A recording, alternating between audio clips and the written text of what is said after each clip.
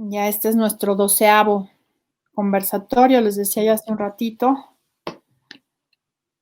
Y creo que ya será el último. Sí, porque como queremos, integrar este informe, pues sí, ya, también tenemos que apurarnos para hacerlo. Entonces, pues sí, pero podemos continuar con las charlas. Fantástico, sí. Es un ejercicio súper valioso, así que... Sí, la verdad es que han sido cosas súper interesantes. Están todos los videos colgados en nuestra página de Facebook. La verdad es que ha sido muy, muy interesante. Hemos cubierto 13 grupos. Hasta ahorita van 13 grupos de atención prioritaria porque el tema de personas afrodescendientes y personas indígenas lo cubrimos en un solo programa con enfoque de discriminación étnico-racial. Y hasta ahorita pues es el 12º, entonces sí son 13 grupos: trabajadoras sexuales, trabajadoras del hogar, poblaciones callejeras, migrantes, refugiados, personas LGBTI, niños, niñas y adolescentes, personas en prisión. Ayer fue VIH, en fin, entonces la verdad ha estado bastante interesante. Ya. Bueno, pues ahí vamos. Pues si Nadel está lista, podemos empezar. Pues ya son las 5:07, entonces también para respetar el tiempo de nuestras invitadas y lo mismo de quienes nos están acompañando en la transmisión. Entonces, bueno, pues les doy las buenas tardes a todos y a todas en este 12º conversatorio de impactos diferenciados ante la COVID, diálogos con mujeres durante la emergencia sanitaria. El día de hoy pues estaremos platicando sobre estos impactos diferenciados en la vida de las mujeres. Como saben, es una serie de conversatorios. Decía yo hace un momento que este es el 12º conversatorio relacionado con grupos de atención prioritaria, como los llama nuestra Constitución. Y bueno, pues la idea es justo producir un reporte sobre el estado del arte, el contexto en el que se encuentran los grupos de atención prioritaria en la Ciudad de México, impactados de manera diferenciada por la situación de desigualdad en la que viven. Y pretendemos hacer este reporte y pues además recuperar las propuestas que hagan las organizaciones, las poblaciones directamente, las expertas y los expertos que nos han acompañado el día de hoy. Y pues el día de hoy me acompañan 2 expertas en el tema de mujeres, en el tema de acceso a los derechos de las mujeres, y se las voy a presentar. Aquí tenemos a Rebeca Ramos, recién integrada como directora de CIDE, del grupo de reproducción Elegida. Muchísimas gracias, Rebeca, de verdad que me da muchísimo gusto recibirte acá y sobre todo recibirte como directora. Muchas gracias, Gera, y muchísimas gracias al COPRED por este espacio. Muchas gracias. Y también nos acompaña Claudia Calvín, de Mujeres Construyendo. También, Claudia, me da muchísimo gusto recibirte acá. Ya habíamos compartido algún foro relacionado con el tema del acceso al trabajo de las mujeres, del derecho al trabajo de las mujeres. Y bueno, pues me encanta tenerte por acá el día de hoy para platicar justamente sobre este tipo de impactos, brechas digitales, acceso a herramientas de comunicación en general. Pues ya nos platicarás desde tu expertise cómo ha impactado en estos aspectos a las mujeres. Y por supuesto tenemos a nuestros compañeros y compañeras en la interpretación de lengua de señas. Ahorita nos acompaña Nadeli Cruz y al rato, por supuesto, estarán cambiando Erika Ordóñez y Noé Romero. Muchísimas gracias a las tres, por estar siempre acá con nosotros. Y en el backstage, pues como siempre están Marcela Nochebuena y Rafael Morales, quienes nos acompañan con toda la producción de estos conversatorios. Muchísimas gracias a los dos. Y bueno, pues como les decía yo hace un momento, pues el día de hoy trataremos el tema de mujeres, de los impactos de la COVID en las mujeres. Y justo platicaba yo con Claudia y con Rebeca que los impactos en la vida de las mujeres pues han sido muchos, como los de otros grupos de atención prioritaria, y se les ha puesto mucho énfasis, con toda la razón del mundo, por su importancia y su relevancia pues en la vida y la integridad de las mujeres, al tema de la violencia. Y si bien seguro trataremos el tema de la violencia doméstica en específico el día de hoy, me interesa mucho poner el énfasis en esta conversación el día de hoy en el tema del trabajo de las mujeres, porque sabemos que pues las mujeres no se han incorporado, no nos hemos incorporado, me incluyo, por ser mujer, en el mundo laboral. Todavía la brecha en el acceso al trabajo de las mujeres es muy amplio, y no solamente en el acceso al trabajo, sino también en el ingreso, en los salarios, en lo que perciben, en las remuneraciones. El 23.5, además del PIB, es representado por el trabajo no remunerado, que es realizado principalmente por las mujeres. El 75% del trabajo no remunerado lo realizamos las mujeres en la llamada doble jornada. Pero además, las mujeres trabajan el doble que los hombres en el sector informal. Según datos muy recientes, el 21.9% de las mujeres contra el 10% de los hombres. O sea, por cada hombre, 2 mujeres realizan trabajo informal. Hay otro dato que a mí me preocupa mucho, que hoy estaban compartiendo en un conversatorio de las compañeras del Simone de Beauvoir, que están muy buenos, se los recomiendo, también los encuentran aquí en Facebook. No se vayan ahorita, después.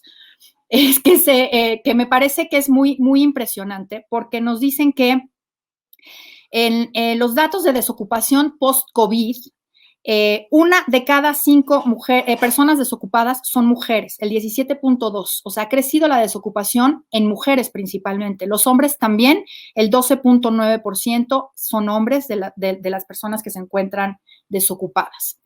Y bueno, sabemos que existe, ahorita después ya que intervengan mis compañeras, les daré algunos datos sobre la penalización por maternidad, pero es un hecho que las mujeres que tienen hijos tienen una penalización muchísimo más grande con respecto ya sea al acceso al trabajo, a la permanencia al trabajo o al acceso a ingresos.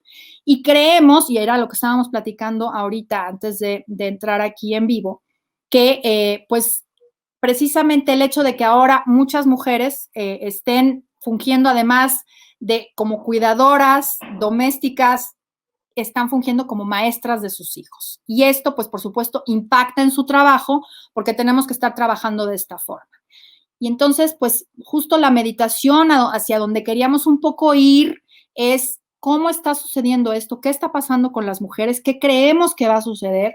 Y sobre todo, también estábamos platicando hace un momento, pues, y lo decía Claudia, que parece que la COVID es aliada del patriarcado, porque pues nos regresó a todas a nuestras casas y nos regresó a todas a las labores de cuidado.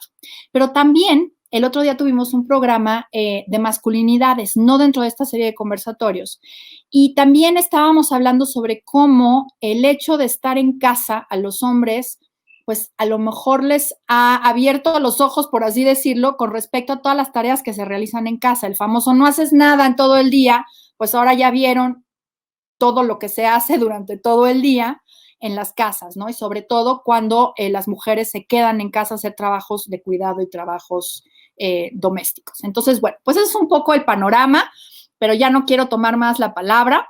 Quisiera yo platicar con ustedes y bueno, pues te voy a dar a ti, Rebeca, la palabra primero para que nos platiques del contexto y cómo ha impactado en general la COVID a las mujeres. Por favor, Rebeca.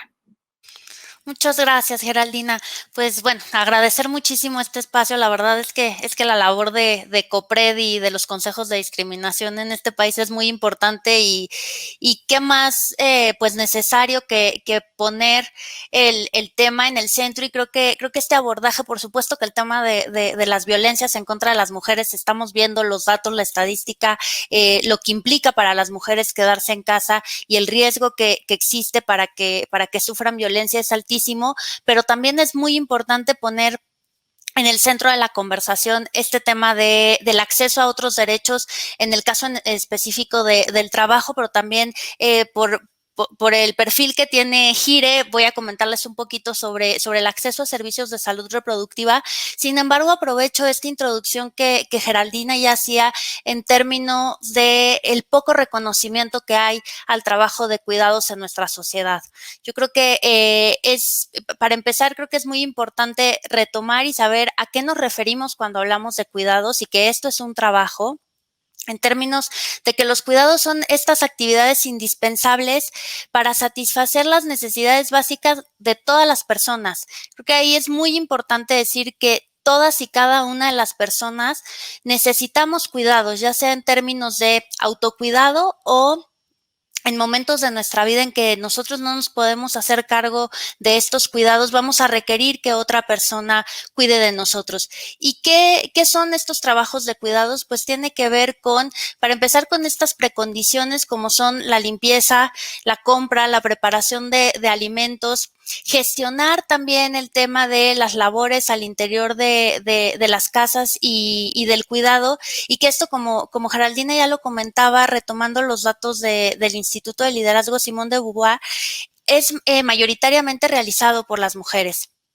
Entonces, en este escenario es que ya vivíamos antes de la pandemia por la enfermedad de COVID, y ahora lo que estamos viendo es que justo por el tema del confinamiento y la necesidad de permanecer en nuestras casas, esta carga se está duplicando para las mujeres y en algunos casos triplicando. Ya comentaba también Geraldina el tema de, no nada más es el tema de los cuidados, el trabajo para aquellas mujeres que tenemos la posibilidad de continuar laborando desde nuestras casas, y además si se tienen hijos o si hay alguna persona que está enferma, pues tener que atenderlos, y todo el tema de la escuela desde la casa. Entonces, creo que en este sentido la COVID lo que ha venido a sacar a la superficie es la importancia de, en primer lugar, el reconocimiento de que los cuidados son un trabajo, pero además de que el Estado no está entrando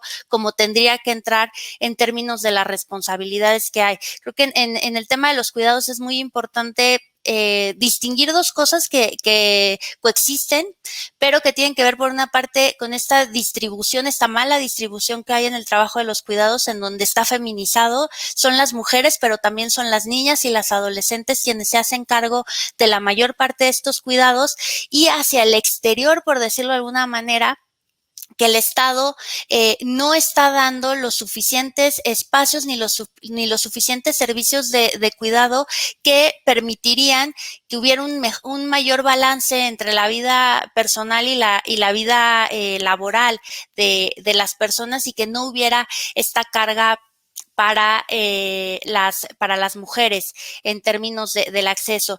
Y tomando un poquito el otro tema que quería comentar en términos del acceso a los servicios de salud, pues también la COVID nos ha venido a mostrar algo que ya se sabía, que organizaciones como GIRE hemos venido documentando desde hace muchos años, en términos del acceso a servicios de salud reproductiva, que van desde el acceso a métodos anticonceptivos, también a servicios de aborto seguro y legal, y servicios de atención al embarazo, al parto y al puerperio.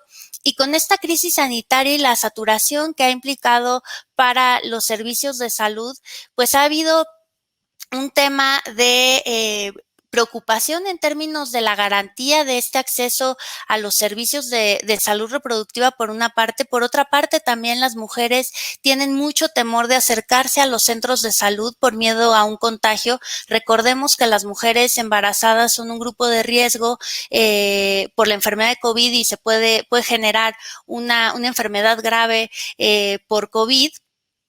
Y en ese sentido, pues creo que ahí hay que reconocer por una parte algunas acciones del gobierno en términos de reconocer abiertamente. La Secretaría de Salud Federal reconoció en abril de este año, que los servicios de salud reproductiva, incluido el acceso al aborto seguro, son servicios de salud esenciales, y en ese sentido se han tratado de garantizar ciertos centros de salud para que estos servicios no se suspendan, no se interrumpan, pero que en estos términos de la realidad que viven miles de mujeres a lo largo del país, pues no es tan fácil que accedan a estos servicios de salud reproductiva. Y en el caso del aborto también tenemos pues la mala situación jurídica en términos de que únicamente en Ciudad de México y en Oaxaca el aborto incausado por la sola voluntad de la mujer es legal,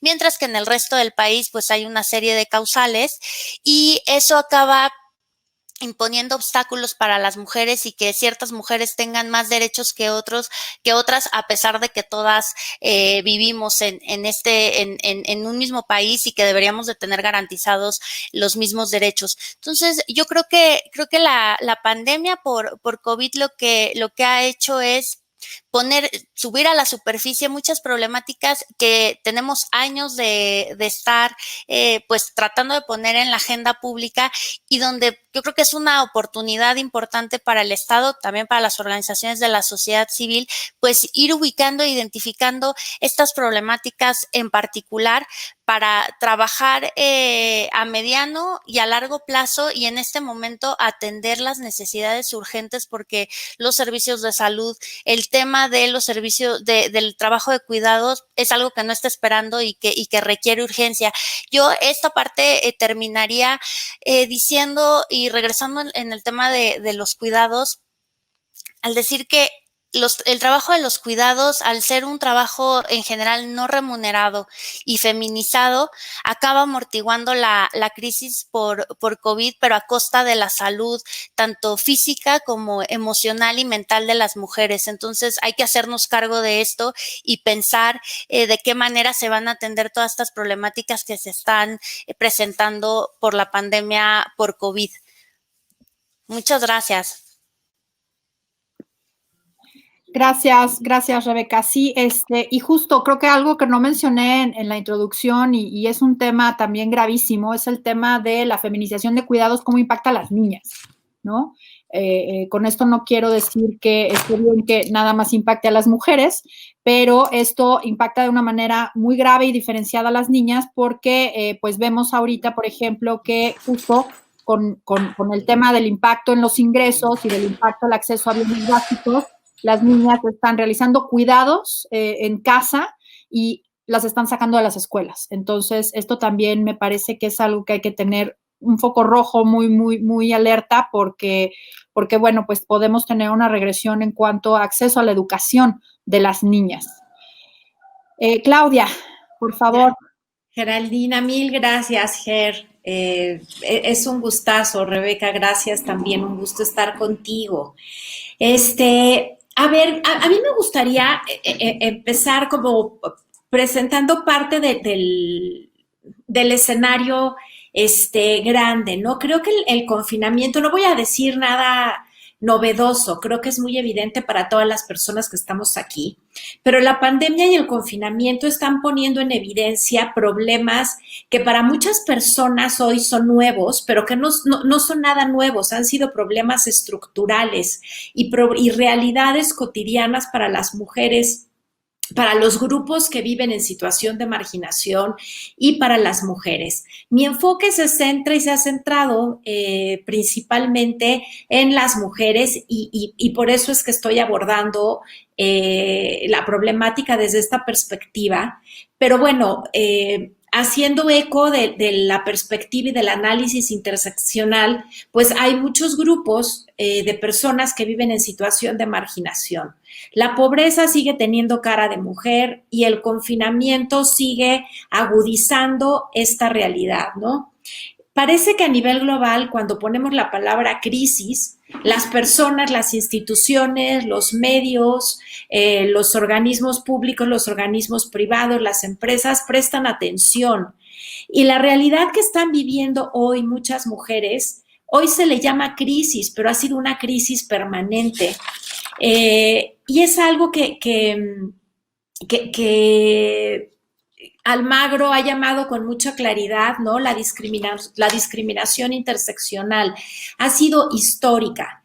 Hoy la estamos viendo, hoy la tenemos de frente, no podemos ya voltear la cara para otro lado y por eso es que estamos prestando atención, pero me gustaría decir que creo que el primer foco de atención que tenemos que prestar y que tenemos que observar es justamente esto, que lo que estamos viendo lamentablemente no es nuevo, no es novedoso, pero sí es novedoso que se esté cubriendo. Aplaudo que se esté cubriendo, lamento que sea en este contexto y que las vulnerabilidades se estén incrementando, ¿no? Con esta realidad.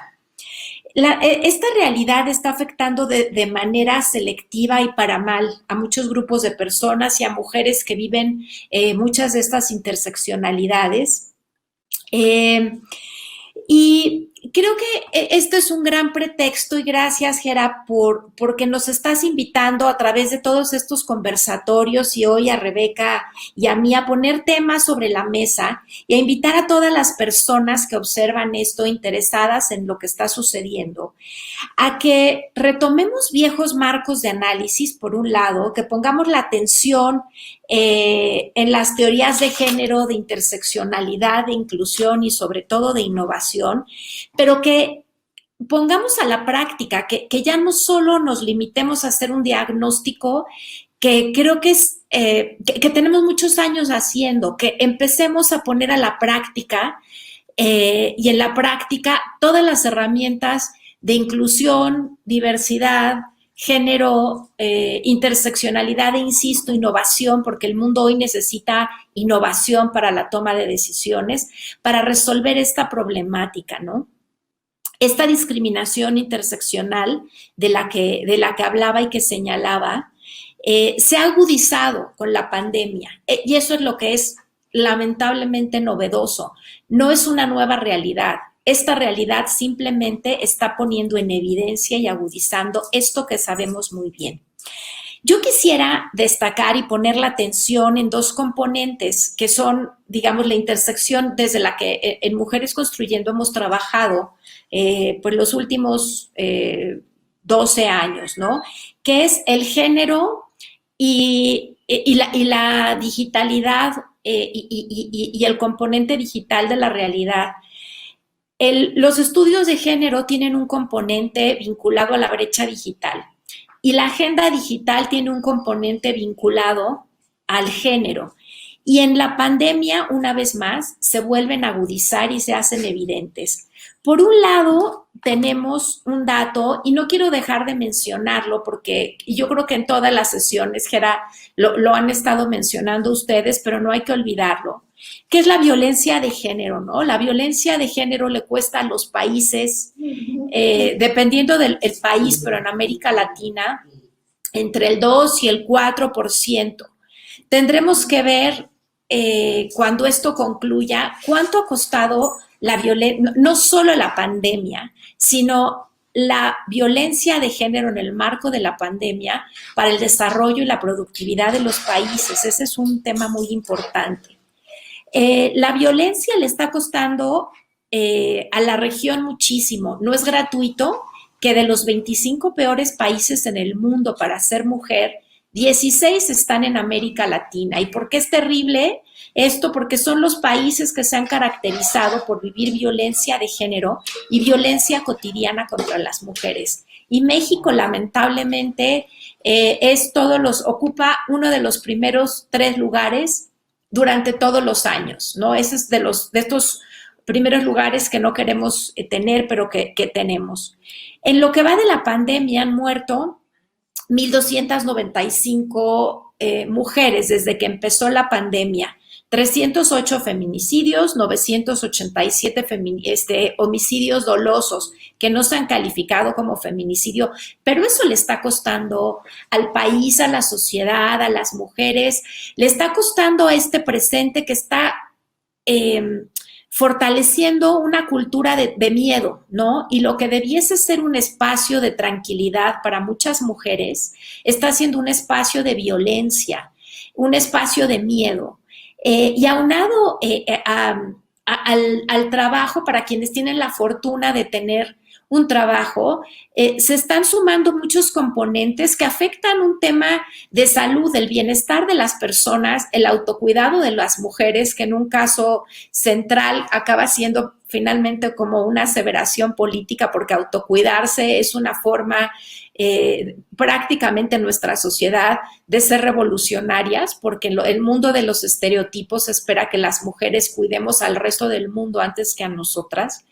Se están combinando muchos factores que violentan la realidad de las mujeres.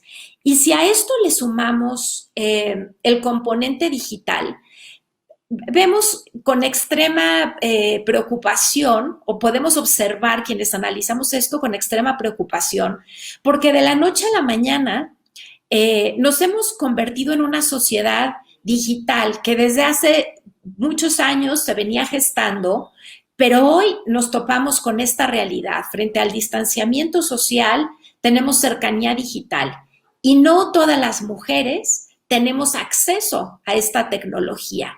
Y no solo eso, quienes tienen acceso a esta tecnología no necesariamente tienen las habilidades para aprovecharla, para vincularse, para acercarse a los recursos que les pueden salvar la vida en caso de violencia o que les pueden permitir seguir trabajando en un contexto de marginación o sumarse a la nueva economía, ¿no? Entonces, si vemos y hablamos de la discriminación interseccional y de los derechos a los que debiésemos acceder, como son los derechos económicos, derechos sociales, derechos de la salud y derecho a la información, pues tenemos una mezcla que hay que desagregar, a la que hay que prestar atención, y muchos temas que debemos trabajar y sobre los que hacer no solo propuestas, sino impulsar acciones concretas desde el sector público, desde el sector privado, desde la sociedad civil, los medios de comunicación, para que esta situación de vulnerabilidad en la que se encuentran grupos de personas de por sí ya vulnerables se detenga y podamos emparejar el piso. Esto da para mucho, lo dejaría aquí como una introducción para poder seguir avanzando en esto.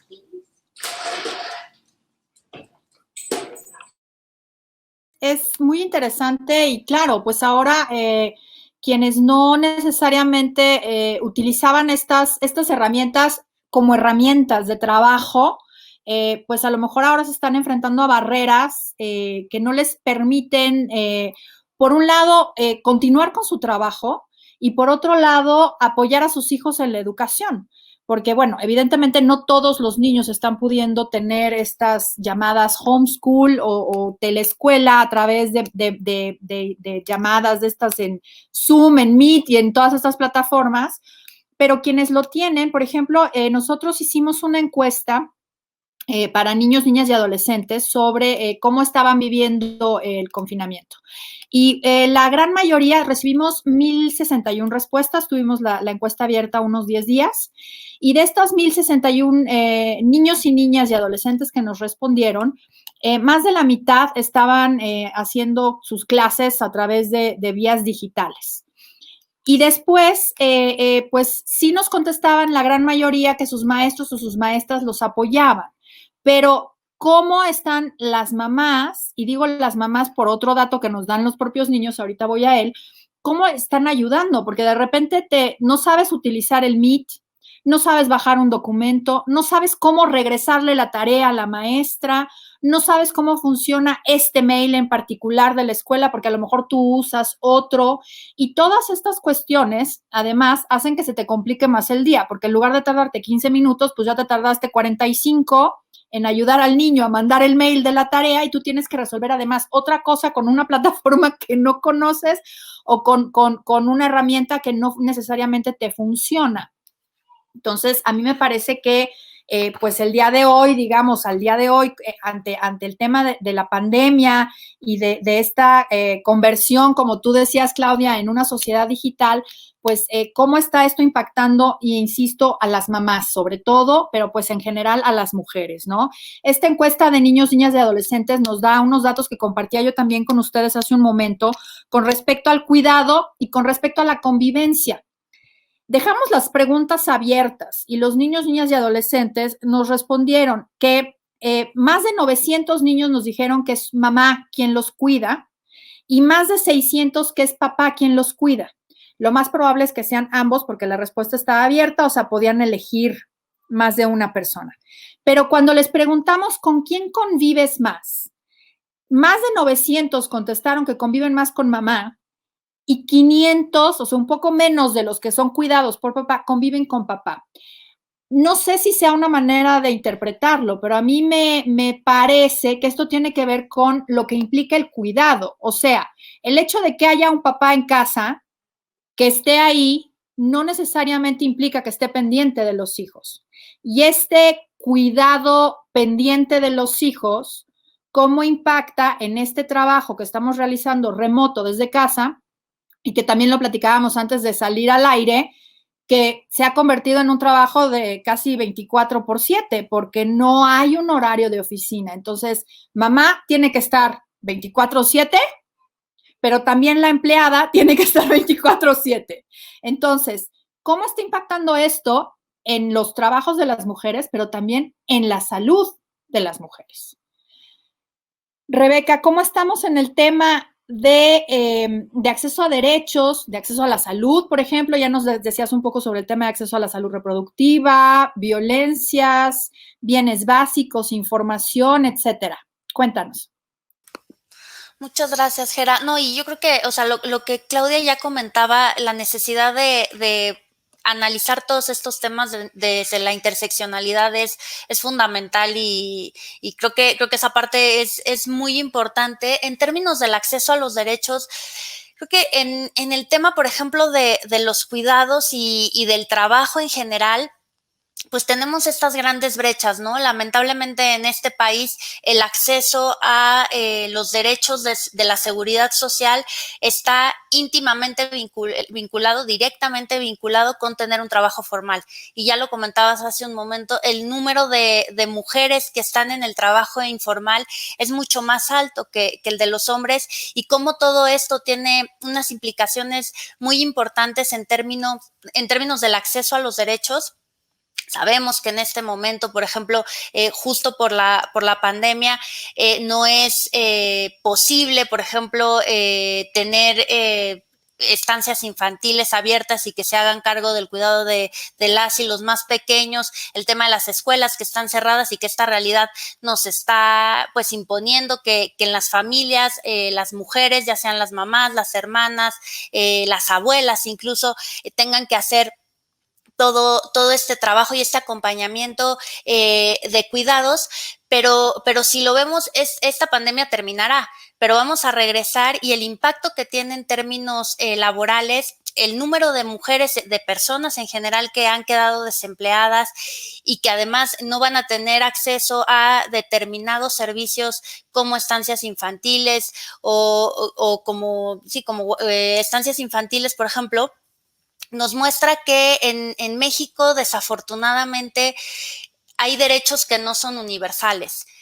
Uno de ellos, el de seguridad social, que como comentaba, está directamente vinculado con pertenecer, tener un trabajo formal, pero también en términos de la salud, en términos de la salud mental, me parece que es un pendiente enorme y que con todo lo que estamos viviendo, que hemos vivido en estos meses, por la pandemia, por el riesgo que tenemos nosotros y nuestras personas cercanas de contagiarnos con el virus y en algunos casos quienes han fallecido lamentablemente y no tener, por ejemplo, procesos de cierre o de duelo. Esto va a tener una implicación y un impacto muy importante en términos de salud mental y tampoco es que en términos del Estado el tema de la salud mental esté cubierta de manera universal. Creo que es un buen momento para ponernos en este tema y para atender este tema y en términos de acceso a servicios de salud reproductiva, pues un poco retomar lo que ya comentaba en esta primera parte de mi intervención, que hay determinados procedimientos, determinados servicios de salud que lamentablemente no están regulados en México desde el punto de vista de la salud, sino que están en los códigos penales, hablo específicamente del aborto, y en donde, dependiendo del lugar en el que vivas, vas a poder tener acceso o no a ese procedimiento médico. Hay que decirlo, el año pasado la Suprema Corte de Justicia de la Nación en una resolución importantísima de la primera sala resolvió un amparo en donde señala que cuando la salud de una mujer está en riesgo y el procedimiento, la atención médica que requiera es una interrupción del embarazo, tiene que garantizarse, independientemente de lo que diga el Código Penal o no diga el Código Penal, es un procedimiento que tiene que garantizarse en términos de garantizar el servicio, el derecho a la salud de las mujeres. Pero sin embargo, en este momento de pandemia, por la alta demanda que hay de los servicios de salud, pues estamos viendo que las mujeres o no tienen claro a qué instituciones de salud pueden acudir para atenderse por cuestiones de salud reproductiva, o en algunos casos el marco legal no les permite tener este acceso a servicios de salud como el caso del aborto. Hay que recordar también que vinculado con los altos índices de violencia que se están viviendo actualmente por el confinamiento, pero como ya lo decía Claudia, estas son realidades que ya se estaban viviendo y que el confinamiento y que la pandemia por COVID-19 están mostrando más claramente para algunas personas que no lo tenían tan claro. En el caso de embarazos no deseados producto de violaciones sexuales,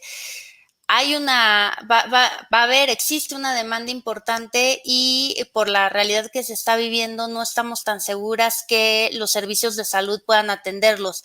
Aquí, y retomando un poco también el tema de los avances tecnológicos, decir que existen una serie de mecanismos como es las interrupciones del embarazo con medicamentos que pueden venir a saldar de alguna manera esta necesidad de atender esta necesidad de las mujeres, pero bueno, ahí es muy importante que el Estado también pues se haga cargo de estas posibilidades y que garantice en la medida de lo posible el acceso a este tipo de servicios. Entonces, yo para este tramo, pues un poco lo que quiero transmitir y lo que quiero comentar aquí con ustedes es que lamentablemente, a pesar de que en la Constitución, tanto en la nacional como en la Constitución de Ciudad de México, hay este principio en términos del acceso universal a los derechos humanos, en la realidad, ya sea por el marco jurídico, por las leyes que tenemos actualmente en el país o por un tema de política pública y de acceso a los servicios en específico, el acceso universal a los derechos humanos pues sigue estando sobre el papel, no es una realidad para todas las personas y en este caso para todas las mujeres. Y si tomamos estas otras cuestiones que atraviesan el acceso a los servicios, que no tienen nada más que ver con el género, porque también tienen que ver con cuestiones étnicas, de idioma, de discapacidad, de estatus migratorio, pues acabamos viendo personas a quienes, aunque la Constitución reconozca los derechos para todos, en la realidad no tienen acceso a estos derechos.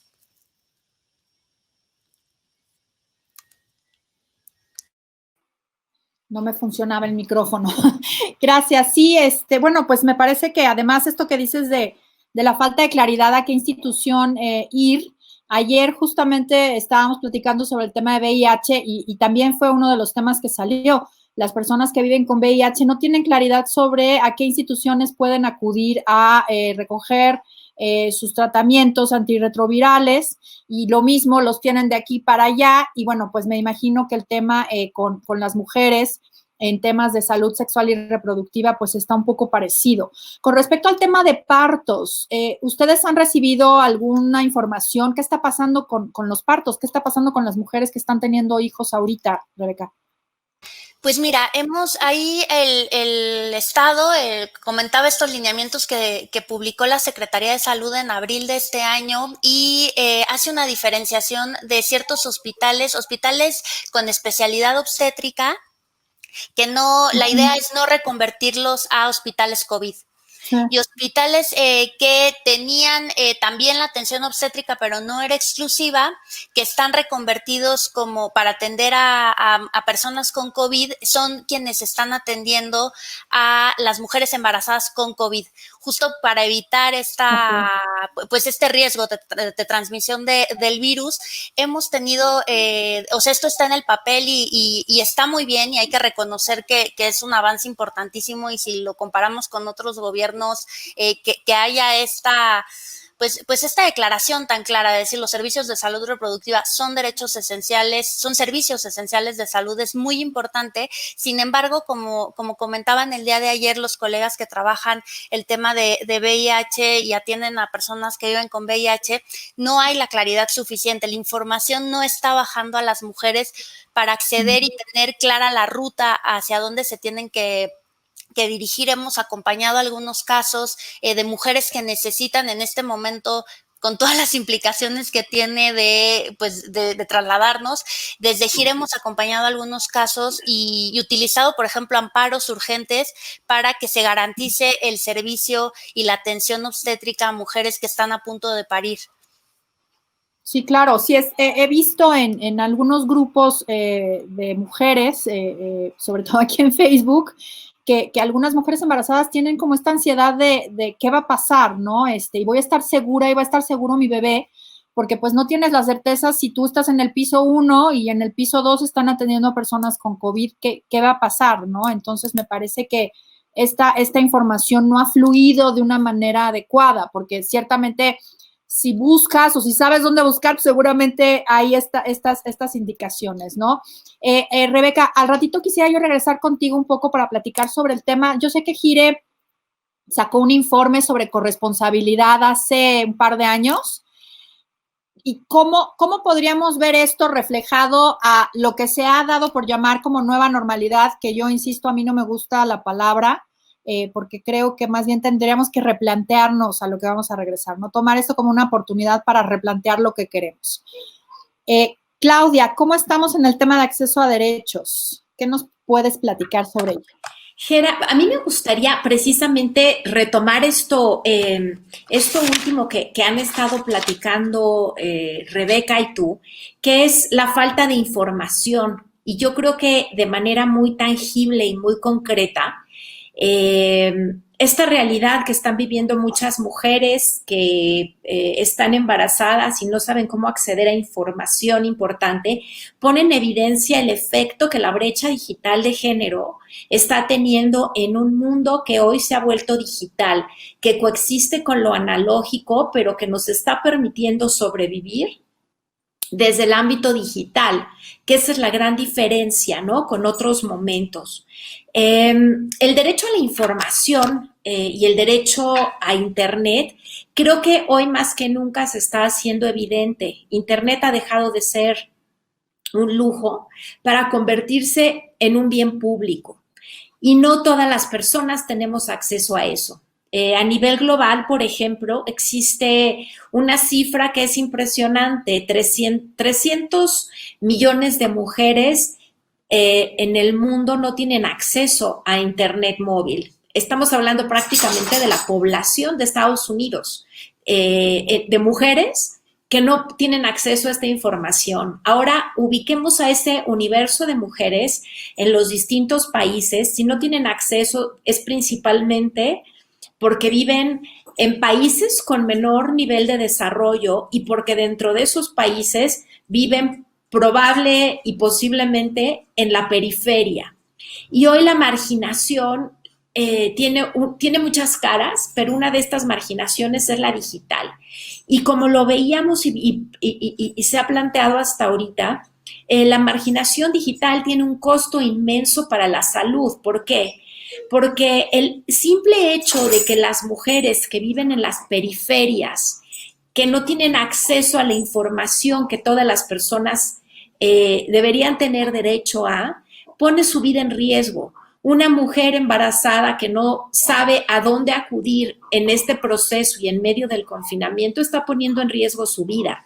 Pero de la misma forma, las mujeres que no viven en zonas urbanas, que viven en zonas alejadas o que viven en zonas urbanas, que es donde están dando las mayores concentraciones de personas, pero que no tienen acceso a Internet o que viven y que están confinadas, que viven con su violentador y el violentador revisa su celular o sus correos, no pueden pedir ayuda, pedir información, saber qué hacer con sus hijos o a quién acudir en caso de cualquier problema de salud o ni siquiera conocer bien a bien cuáles son los síntomas o las políticas de salud que se están ejerciendo en su comunidad, en su alcaldía, en la ciudad, etcétera. Entonces, hoy por hoy, el costo de la brecha digital de género puede estar cobrando vidas porque las mujeres no saben cómo acceder o no tienen acceso a o no pueden acceder a. Un caso que es muy claro es, por ejemplo, el de las mujeres migrantes. La mayor parte de las mujeres migrantes no tienen acceso a Internet o viajan sin celular. Esto de entrada las pone en una situación desventajosa dentro de la desventaja en la que ya están, ¿no? Por simplemente mencionarlo. Las mujeres tienen 1.5 menos por ciento posibilidades de tener Internet, las mujeres jóvenes, que los hombres jóvenes. O sea, de entrada ya estamos viendo brechas que, insisto, en el confinamiento se agudizan, o desigualdades interseccionales que en el confinamiento se están agudizando. Entonces, no tener acceso a las herramientas digitales margina su acceso a la salud en términos de desarrollo económico. Ya lo mencionabas, y esta cifra, gracias por darla actualizada, Gera, ¿no? Este 75% de mujeres que trabajan en el sector informal. ¿Qué pasa con las mujeres que se están quedando sin trabajo, que no pueden pagar los servicios de telefonía de prepago, por ejemplo? No pueden. ¿Qué pasa con las mujeres que no tienen acceso a sistemas de pago digital? De entrada están, en el caso de que puedan trabajar, tengan algo que vender y tengan la posibilidad de salir o de hacerlo, ¿qué pasa si no tienen acceso a los medios de pago digital? No pueden trabajar desde un lugar que les permita resguardarse en el proceso de confinamiento, tienen que aceptar pagos físicos, que aumenta su posibilidad de exponerse a distintos medios de transmisión de COVID. ¿Qué pasa si además, ya esto hay que sumar otro tema que es muy importante, que es el de la inclusión financiera?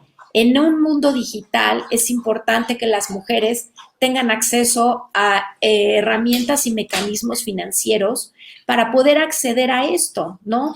Insisto, si no pueden vender sus productos a través de herramientas digitales, esto de entrada las sigue marginando, las sigue vulnerando y las va impulsando como si esto fuese una fuerza centrífuga, las va marginando y aventando, ¿no? A la parte externa de esta rueda que da vueltas. Por otro lado, es muy importante también reconocer, y este es un punto y un foco de atención inmenso, que quienes estamos muy vinculadas a los temas de tecnología, brecha digital, uso de Internet, la infraestructura es ciega a la diversidad de género y a la interseccionalidad. Y es importante que la infraestructura, la tecnología e Internet pueda incorporar a las personas que forman parte de las diversas interseccionalidades y que están en situaciones de vulnerabilidad. Una mujer mayor, indígena, que vive en una zona urbana y que a lo mejor tiene limitaciones visuales o auditivas o de movilidad, está en una situación de vulnerabilidad brutal.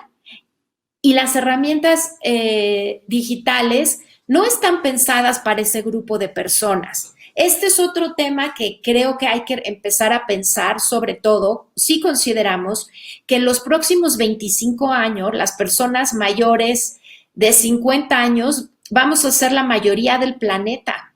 Las empresas, los gobiernos, las instituciones, los medios tienen que entender que esa va a ser la población mayoritaria. Y yo no veo más que algún grupo muy específico de empresas y personas, grupos e inclusive áreas de estudio en centros de investigación pensando cómo va a ser ese mundo.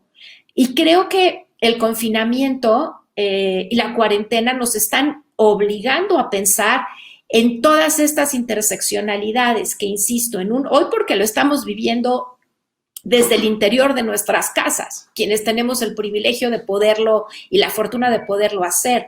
Pero en unos años, este grupo de personas que hoy se viven como si fuesen grupos vulnerables, van a ser un grupo mayoritario por la edad, por el riesgo a enfermedades, pero van a ser el grupo mayoritario de la población en el planeta.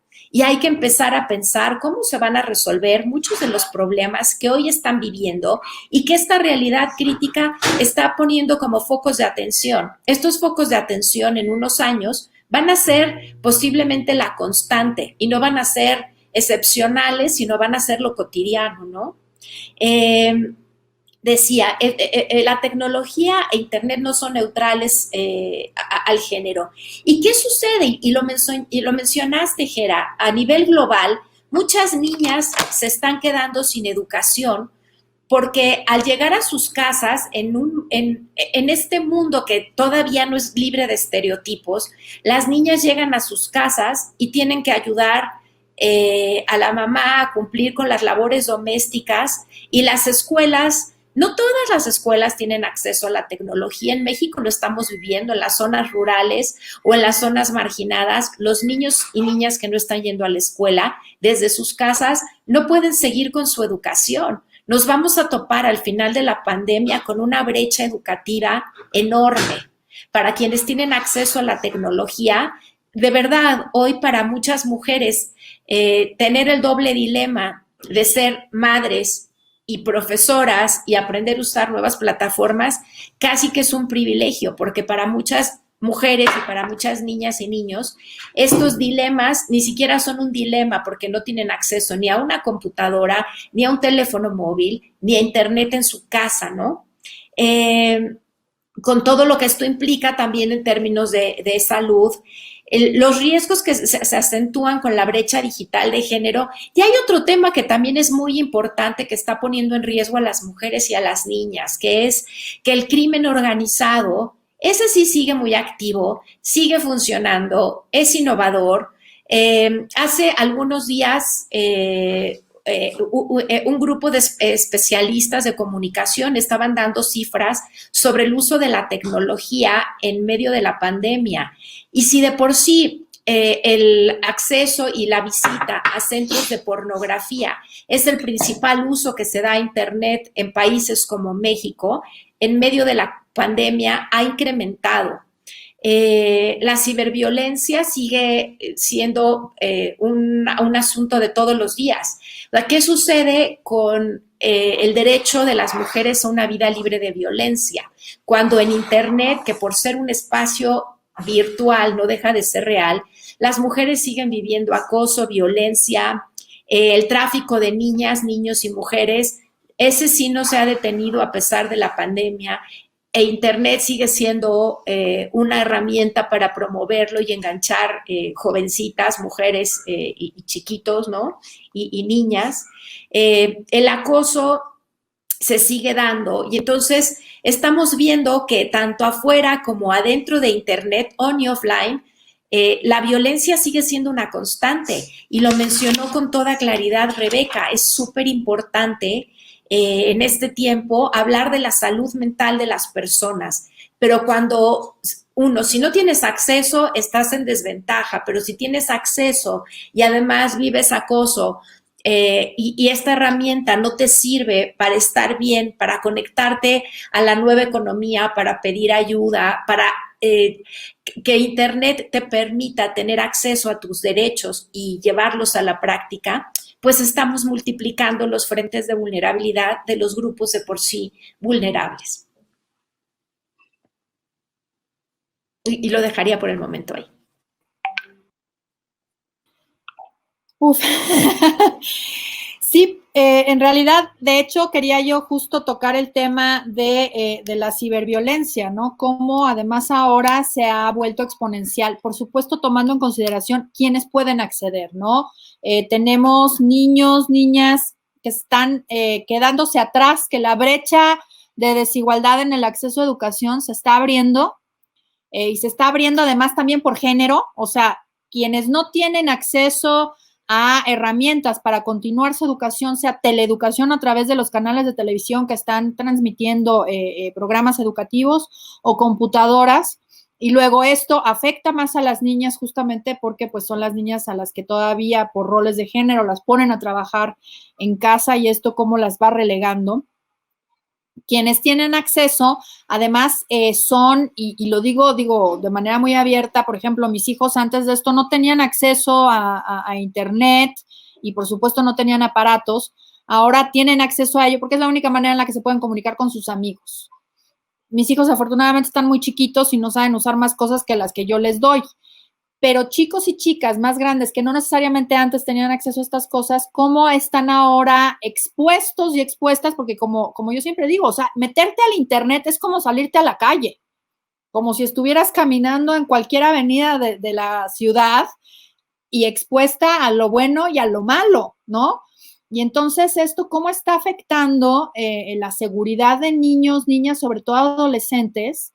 Y cómo los pone en riesgo no solamente en su salud mental, con los acosos, con el bullying, por ejemplo, inclusive por parte de sus propios compañeros, y que además no hay maestros, maestras que lo puedan, pues, limitar, que lo puedan regular, porque ni siquiera están en la escuela, ni siquiera están en un salón de clases donde hay adultos que pueden darse cuenta que está pasando esto.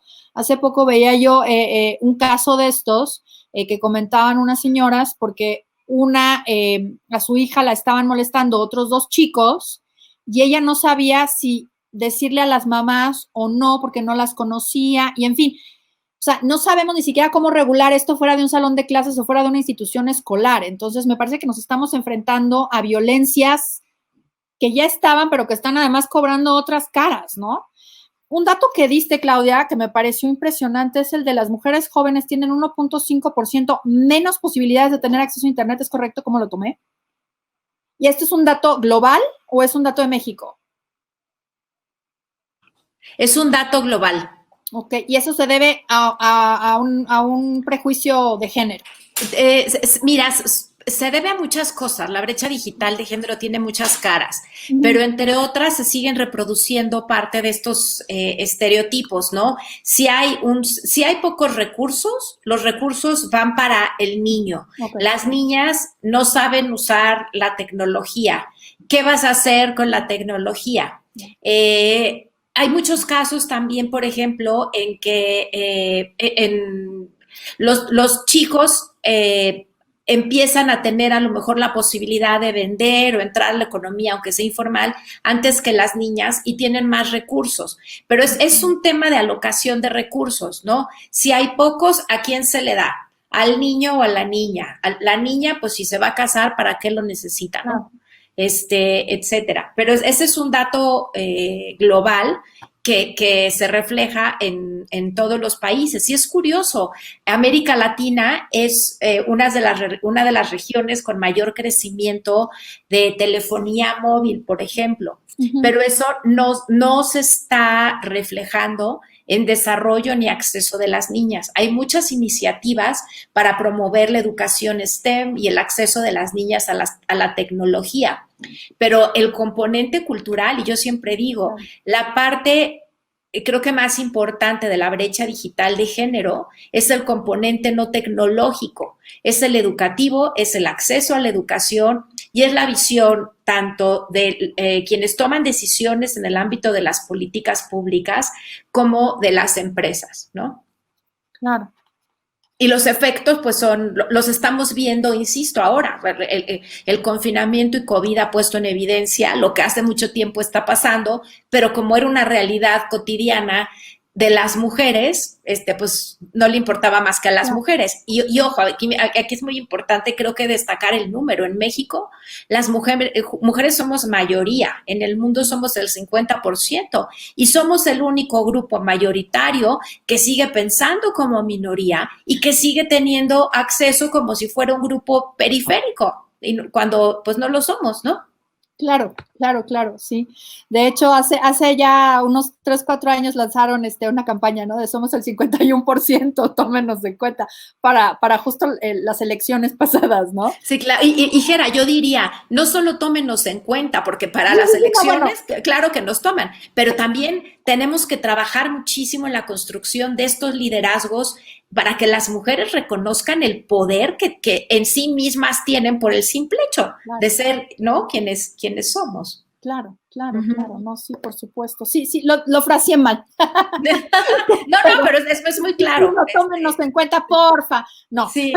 Y no solo nos tomen en cuenta para Sí, las sí, sí, no, elecciones, ¿no? Sino el resto estuvo del mal tiempo. fraseado de mi parte, No, pero, no, pero estuvo sí, bien, pero se entendió clarísimo, ¿no? Lo que querías decir, sí. sí, no, no, no. Rebeca, justo volviendo un poco sobre el tema de la corresponsabilidad, me interesa mucho este impacto porque hubo un informe que sacó Gire ya hace un par de años sobre el tema de la corresponsabilidad. Y no sé si estuvo conectado a propósito de, o fue una consecuencia, o fue un resultado, el amparo que estuvieron litigando de acceso a guarderías. Y esto tiene que ver con ciertos datos que nos dicen que los factores que inducirían a las mujeres a no trabajar, a considerar un trabajo, por ejemplo, horarios cómodos, atención médica, beneficios complementarios, ubicación. Y por supuesto, todas estas razones pues tienen que ver con los cuidados. Me parece que por eso no podemos hablar de una nueva normalidad y tenemos que replantear nuestra vuelta a la cotidianeidad, porque si volvemos a la nueva normalidad y además volvemos a una nueva normalidad donde no va a haber todavía escuelas presenciales a lo mejor, donde no va a haber guarderías, las que nos vamos a quedar guardaditas en casa vamos a ser las mujeres, por los datos que ya dimos al principio y todo lo que hemos estado hablando, quienes se realizan el trabajo de cuidado y las labores domésticas principalmente, no exclusivamente. Sé que hay hombres responsables que lo hacen, pero los datos nos muestran que es el mayor número de mujeres quienes realizan estas tareas, pues las que se van a quedar en casa y las que muy probablemente van a tener que renunciar a su trabajo y a su ingreso. Y esto impacta en su autonomía, lo que además impacta en recibir violencia por parte de sus parejas y no dejar su casa, ¿no? Entonces, vemos todo el círculo. ¿Qué tendríamos que hacer en términos de corresponsabilidad para que esto no suceda? ¿Qué tendrían que estar haciendo los y las empleadoras en términos de corresponsabilidad? ¿Qué tendrían que implementar para que haya una corresponsabilidad y no se perciba que solamente somos las mujeres las que cuidamos? No, muchas gracias, Gera. No, yo creo que a mí también este término de la nueva normalidad me parece complicado en términos, no sé, pienso, mi cabecita de abogada me hace pensar un poco como en estos casos que la Corte Interamericana resolvió en el caso de Campo Algodonero, en donde dice, sí, o sea, las medidas de reparación son para traer las cosas a la situación anterior a la violación, pero ojo, cuando esa situación discrimina, no tenemos que regresar ahí, tenemos que transformar la realidad y en ese sentido es que este regreso a esta nueva normalidad tendría que ser una oportunidad para nosotros, para el Estado, para las empresas, para las organizaciones, para la sociedad en general, para tener un modelo mucho más justo y mucho más equitativo en términos de las responsabilidades al interior de los hogares. Y en ese sentido, Gire efectivamente publicó hace unos años, en 2017, el informe Horas Hábiles, cuyo centro era toda esta política y la normativa a nivel nacional en términos de corresponsabilidad de las labores del hogar, del trabajo, de la vida personal con la vida laboral. Y justo este caso ya, cuando publicamos el informe, ya veníamos litigando los casos de acceso a las estancias infantiles por parte del IMSS para hombres trabajadores, y fue curioso cómo nos enteramos de esta situación, porque antes de que llegaran los casos tal cual, unos años atrás, en 2012, estábamos preparando un informe que era más macro en términos de acceso a los servicios, a los derechos reproductivos, omisión e indiferencia, y cuando estábamos revisando la legislación del IMSS, en términos de derechos para las personas aseguradas por la seguridad social privada en términos del IMSS, por llamarlo de alguna manera, lo que nos encontramos es que únicamente las mujeres trabajadoras afiliadas al IMSS tenían derecho a llevar a sus hijos a las guarderías, a las estancias infantiles. Y por excepción, los hombres que fueran viudos y no estuvieran casados ni en concubinato con otra mujer, o que tuvieran la patria potestad exclusiva de sus hijos. Entonces, a la hora de revisarlo, nos pareció absolutamente absurdo. Después, unos años después, llegaron 2 casos en términos de hombres ellos eran afiliados al Seguro Social, sus esposas trabajaban en el sector informal y no tenían acceso a los servicios de guardería, y fue así como llevamos estos amparos que la segunda sala de la Corte resolvió hace unos años, en donde pues se declara la inconstitucionalidad de estas disposiciones de la ley del IMSS. Hay que decirlo que el IMSS ya ha regulado a través de lineamientos internos el tema del acceso también para hombres, independientemente de su situación y de su estado civil, pero la ley no se ha reformado. Entonces ahí hay un pendiente en el Congreso de la Unión para reformar la ley del Seguro Social. Y justo lo que vimos a la hora de acompañar esos casos y en el momento en que hicimos el informe de horas hábiles, es como tanto al interior de las familias, al interior de las casas, hay esta distribución inequitativa de las labores de cuidados, pero que viene reforzada por ciertas prácticas, tanto de la ley por parte del Estado como por parte de las empresas. Porque si vemos, por ejemplo, a la hora de regular las licencias de maternidad, por supuesto que hay un tema que obedece a una cuestión fisiológica en términos de la recuperación física de una mujer que acaba de parir, pero si vemos la diferencia en la ley del trabajo, por ejemplo, son 12 semanas de licencia de maternidad pagadas por el IMSS y 5 días de licencia de paternidad, y esas no están pagadas por el IMSS, son a cargo de la empresa. Por supuesto que si vemos a una empresa y su único criterio o su racionalidad para contratar personas es obtener una mayor eficiencia en los recursos, van a preferir contratar a un hombre porque es menos caro que contratar a una mujer, que aunque el IMSS pague la licencia de maternidad, pues hay que cubrir esas labores que esa mujer va a dejar de realizar durante 12 semanas. Y ahí, por ejemplo, tenemos experiencias en el derecho comparado en otros países en donde, además de que hay licencias de paternidad mucho más amplias y que están pagadas por el Estado, se tienen lo que se llaman licencias parentales, donde hay un periodo de tiempo que puede ser en algunos casos hasta de 1 año, y las parejas, dependiendo de su situación personal y de las necesidades de esa familia en específico, deciden cómo va a ser la división de esa licencia parental que está cubierta en parte por el Estado.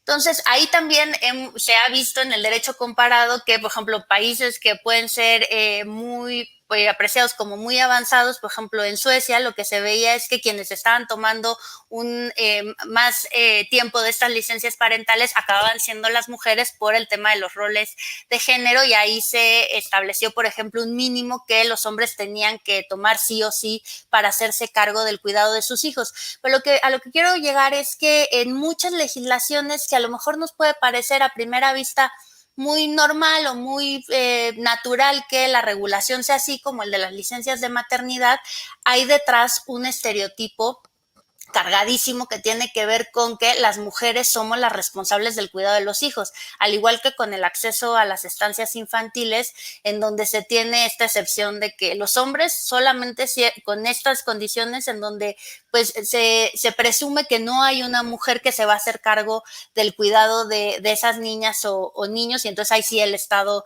entra a a apoyar a ese padre soltero que se está haciendo cargo de sus hijos. Entonces, creo que por esa parte es muy importante revisar y ver qué otras experiencias en otros países, en algunas empresas, incluso aquí en México, se han implementado ciertas medidas de conciliación de la vida personal con la laboral. Creo que también hay otro tema que es importante señalar.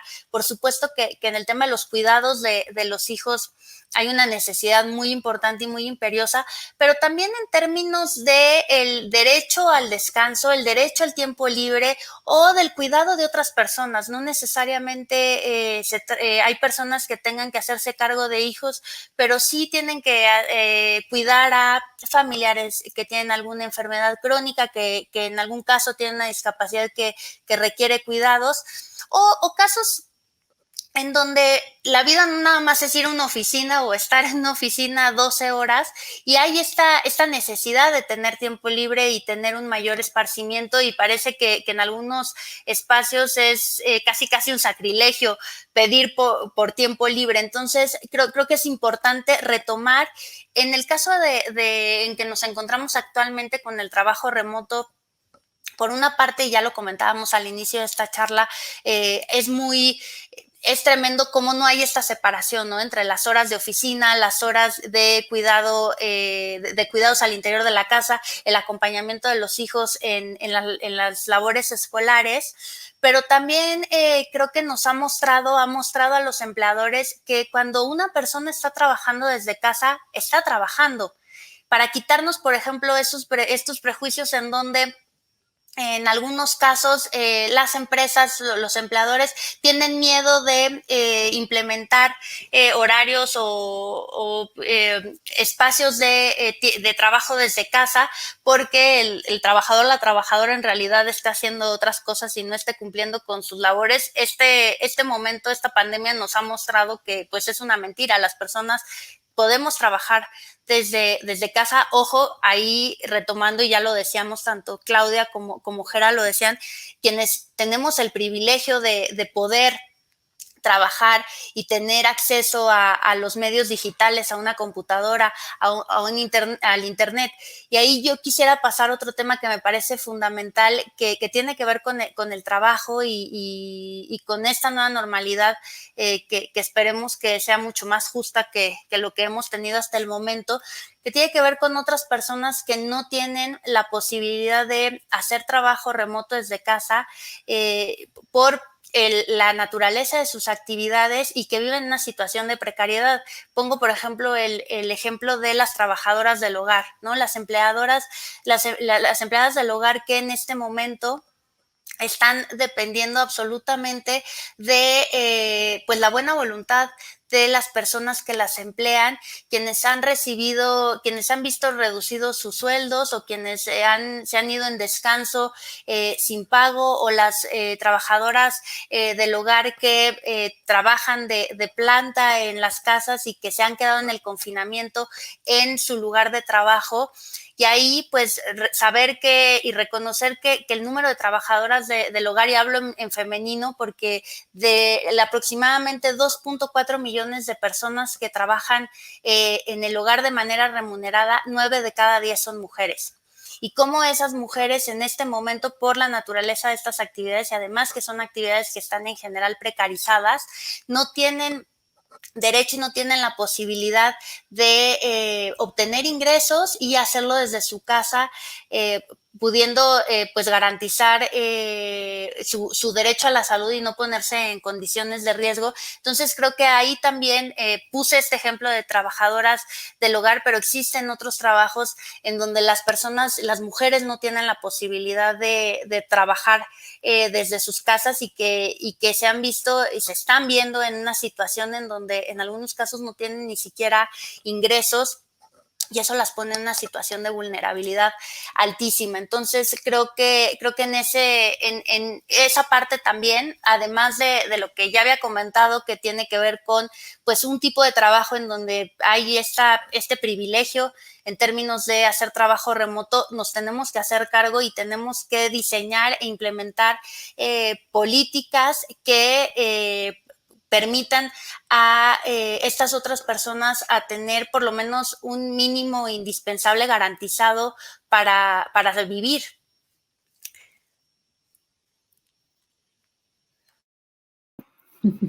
Pero estoy peleando mucho hoy con el micrófono. Sí, no, bueno, sobre todo el tema de los roles, ¿no? Esto que decías tú de la distribución inequitativa por parte de las familias, pero también reproducida en la ley y en las prácticas laborales. Inmediatamente me vino a la mente un caso que recibimos de un hombre que en su trabajo no le permitían ausentarse al principio de la cuarentena, a pesar de que estaba diciendo que estaba cuidando a niños pequeños, a sus hijos, porque le pedían la sentencia de guarda y custodia. Y entonces él decía, es que no tengo la sentencia de guarda y custodia. Mi mujer, que seguimos casados, o bueno, seguimos, ni siquiera si están casados o no, pero vaya, viven juntos, ella es enfermera y ella tiene que ir a su trabajo. Entonces, quien realiza las labores de cuidado soy yo. Ah, no, entonces no. ¿No? Pero justo, o sea, es este estereotipo de que si una mujer hubiera sido quien hubiera dado esta razón para no asistir al trabajo presencial y hacer trabajo desde casa en la medida de lo posible, por supuesto, pues a lo mejor hubiera habido mayor flexibilidad, pero al ser hombre le pedían la sentencia de guardia y custodia. O sea, tú no puedes ser cuidador de tus hijos si no hay una orden de juez. Entonces, a mí esto me parece espeluznante porque justamente nos muestra estos impactos que pues nos van a caer, digamos, como una ola en el llamado desescalamiento o de confinamiento, porque ¿qué va a pasar ahora con los cuidadores, con las cuidadoras? ¿Y qué va a pasar si en una familia pues es más fácil que se quede el hombre a trabajar y la mujer salga por los tipos de trabajos que tienen, ¿no? Tengo algunas cifras sobre el tema de penalización por maternidad que pega directamente en esto, y es lo que decía Rebeca, ¿no? Los empleadores prefieren contratar hombres porque creen que les salimos más caras las mujeres. De acuerdo con un estudio de Eva Arceo, sobre la penalización en maternidad en México, que es de los únicos, si no es que el único estudio que tenemos sobre México, en general, durante el embarazo, la participación en el mercado laboral de las mujeres comienza a caer. Y a un año del parto, las mujeres están 43 puntos porcentuales con menores posibilidades de reportar un pago positivo de horas trabajadas, mientras los hombres también bajan, pero en 4 puntos. 43 contra 4. Existen impactos significativos en la carga del trabajo no remunerado asociado al nacimiento de un hijo. Después de su nacimiento, hay un incremento en 20 horas de trabajo no pagado para las mujeres, mientras que el efecto en los hombres es de 5 horas. O sea, las mujeres que tienen hijos tienen trabajo en casa, pues, de cuidado y de labores domésticas, 20 horas más, y los hombres 5. Entonces, es claro que el nacimiento de un hijo abre la brecha de género en el trabajo no remunerado. Y esta fue justamente una de las razones que llevó a la primera sala a reconocer precisamente la doble jornada. En la sentencia en la que se reconoció la doble jornada, pues se trataba justamente de una mujer que había realizado trabajo remunerado fuera del hogar, más el trabajo de la doble jornada, y estaba pidiéndole a su marido pensión por compensación a la hora del divorcio. Y el juez de la causa, pues el juez ordinario, dice, no tienes derecho porque tenías un trabajo remunerado. Y ella dice, ajá, yo tenía un trabajo remunerado, pero con un pago muy bajo, por eso mi pensión por jubilación ahorita es así, porque yo además tenía toda la chamba en casa, ¿no? Y esto es justamente lo que se les está viniendo encima ahorita a las mujeres. ¿Qué va a pasar cuando regresemos a esta cotidianidad? Claudia, ¿cómo ves esto? Y sobre todo desde tu punto de vista, desde tu expertise con los temas pues digitales, con los temas de internet, en fin. Ay, respiremos profundo todas. A ver, creo que son muchos temas y me encantaría tener un fast forward para que las respuestas y los resultados fuesen más veloces, pero creo que no. retomo un tema que mencionó Rebeca al inicio, que es el de las masculinidades, ¿no? Evidentemente, una de las formas más radicales de la masculinidad destructiva, pues es el machismo. Y el año pasado Forbes sacó un dato muy relevante que señala que el machismo a México le cuesta 1.400 millones de dólares. ¿Cómo se mide esto? Se mide en sistema, digamos, en el costo, en el sistema de salud, y esto lo estamos viendo hoy. En muchos países, en México, están muriendo más hombres que mujeres por COVID.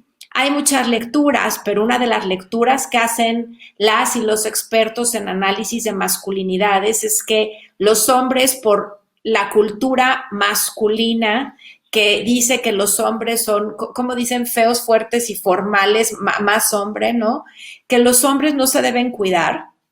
Y yo veo, he salido muy poco, pero las veces que he salido me ha tocado ver en la calle a la mayor parte de los hombres sin cubrebocas, por ejemplo.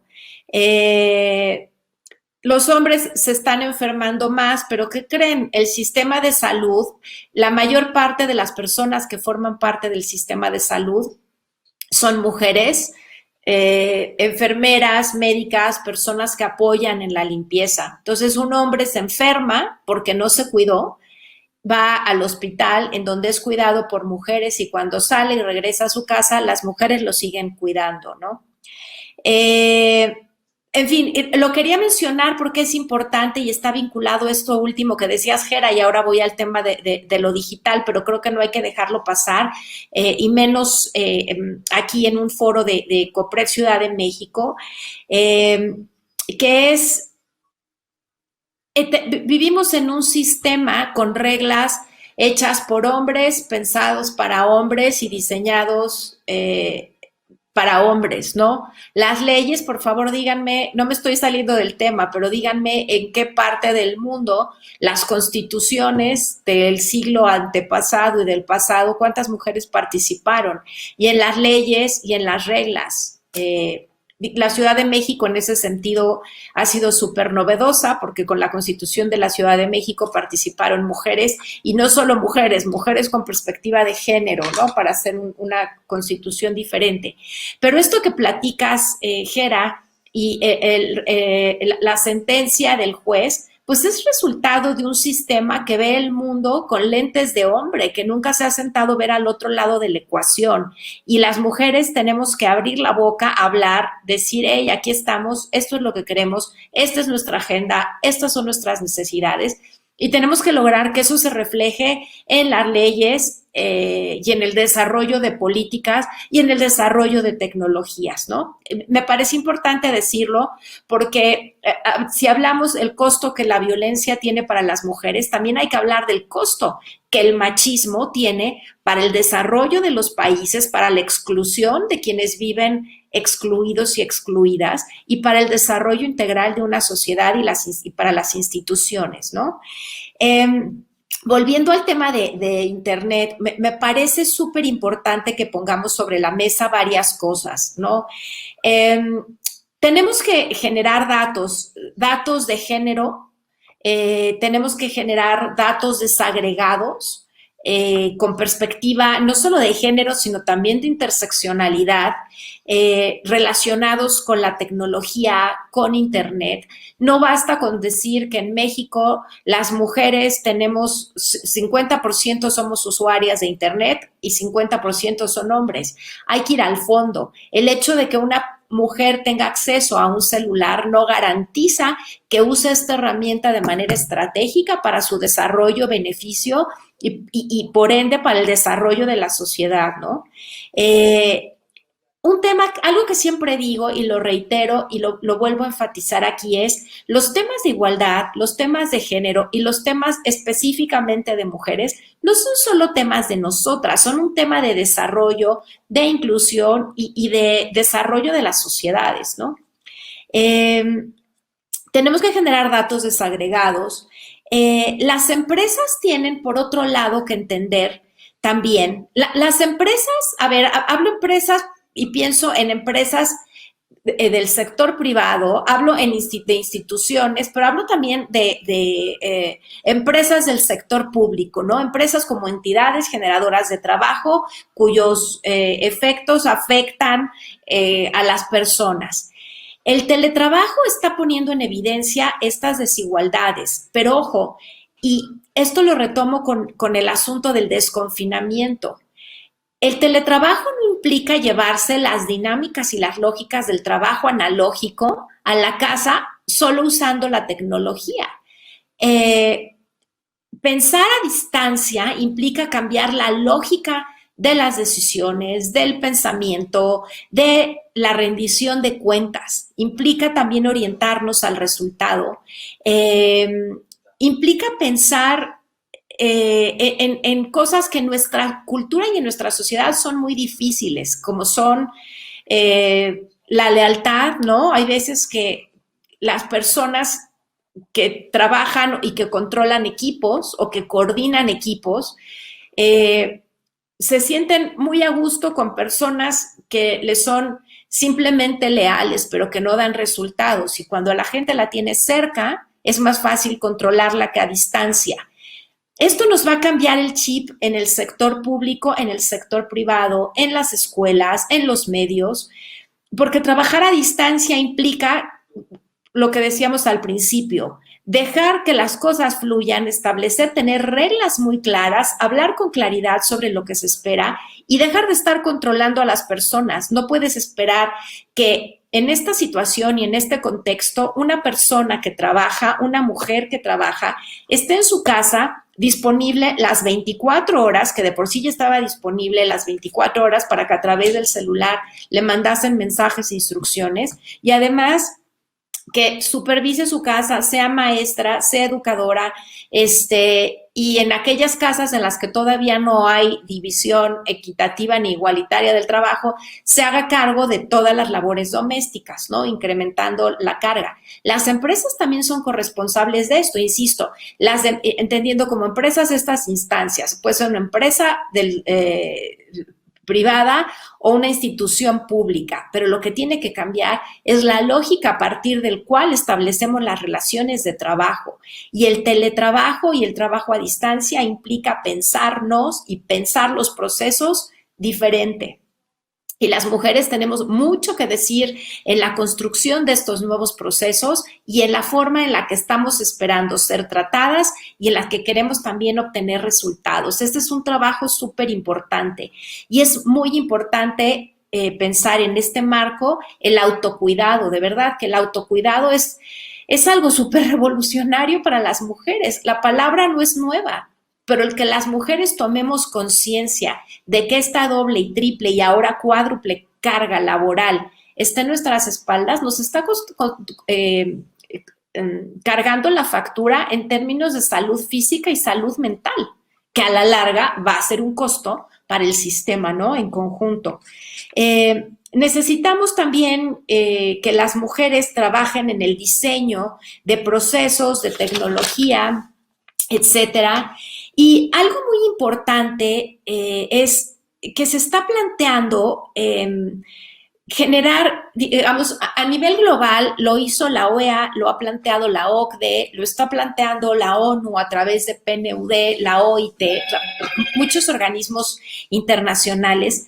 Hacen falta y van a ser necesarios paquetes de estímulo para las personas después de la pandemia. Y específicamente paquetes de estímulo para las mujeres, paquetes que impliquen apoyo económico, incentivos educativos, etcétera, pero hay que incluir en estos paquetes de estímulo, paquetes de apoyo en acceso a la tecnología, conectividad y educación digital con perspectiva de género incluyente y que considere las distintas variables y dada la naturaleza del foro en el que estamos, hace falta considerar paquetes de apoyo que tomen en cuenta todas estas desigualdades interseccionales para que dejen de serlo y para que en efecto la tecnología Internet pueda ser un homologador y constructor de beneficios, de igualdad y de desarrollo, y que no sea una herramienta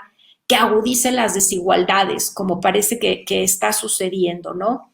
El analfabetismo digital es hoy no solo una desventaja, es una realidad que pone en riesgo la vida de las personas y de las mujeres en particular que viven una situación de marginación y vulnerabilidad nata, por todo lo que hemos comentado y por la importancia que tiene el mundo que vamos a construir o que estamos empezando a construir para cuando acabe